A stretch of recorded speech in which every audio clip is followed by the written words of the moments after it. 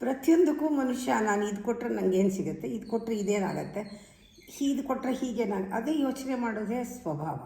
ಇರಲಿ ಬಿಡಿ, ಸುಳ್ಳು ಹೇಳಬೇಡಿ, ಮೋಸ ಮಾಡಬೇಡಿ, ಖಂಡಿತ ಲಾಭ ಇದೆ. ಯಾಕೆಂದರೆ ಸಂಬಂಧ ತಮಾಷೆ ಅಲ್ಲ, ಸ್ವಲ್ಪ ಸೀರಿಯಸ್ ಅಂತ ಗೊತ್ತಾಗುತ್ತೆ.